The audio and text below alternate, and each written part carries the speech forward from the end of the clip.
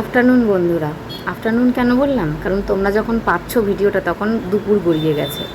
অনেক দিন বাদে তোমাদের সাথে একটা সুন্দর ভিডিও উপস্থাপন করছি। সেটা হচ্ছে গৌড়ীয় মঠে চলছিল চন্দ্রন যাত্রা। প্রতি বছর অক্ষয় তৃতীয়ার সময়ের পর থেকে আর কি 21 দিনের জন্য চন্দ্রন যাত্রা চলে। মাধবের এবং শ্রী চৈতন্যদেবের গায়ে চন্দ্র লেপা হয়, যাতে এই গরমের দাবদাহ থেকে একটু স্বস্তি পায়। এটা তো তোমরা সবাই জানো।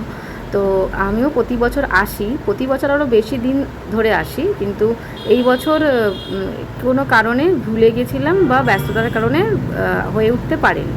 তা সকালবেলা আগের দিনকে খবর পড়েছিলাম, তখনই ওখানে হেডলাইন এসেছিলো, আর চট করে আমার মনে পড়ে গেল হ্যাঁ এই সময় তো হয়। তো সঙ্গে সঙ্গে চলে এসেছি সেই দিনই, মানে কালকে।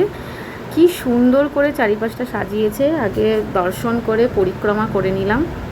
প্রতি বছরই খুব সুন্দর করে সাজায় এবং প্রতিদিন কিন্তু কিছু না কিছু প্রসাদের ব্যবস্থা ওনারা করেন। এখানে পাঠ চলছে, মহারাজজি পাঠ করছেন, সবাই শুনছে এবং প্রচুর ভক্তের কিন্তু সমাগম হয়েছে।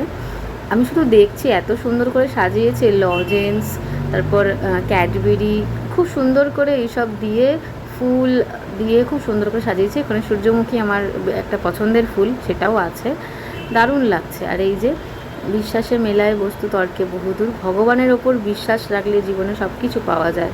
এটা আমি অন্তত অনেকটা উপলব্ধি করেছি।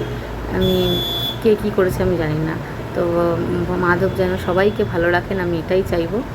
যে শ্রী চৈতন্যদেবের আর কি মূর্তি, তো যখনই আসি এখানটাও দর্শন করি। আর এই যে এখানে প্রসাদের কিন্তু লাইন পড়ে গেছে, তবে আমি যখন প্রসাদটা নিয়েছি তখন কিন্তু লাইন বেশ হালকাই ছিল, যদিও অত ভিড় ওনারা করতে দেন না, খুব ভালো ব্যবস্থা। এই যে সুন্দর করে সবজি দিয়ে খিচুড়ি, এই যে এর যা স্বাদ অতুলনীয়। কেমন লাগলো বলুন।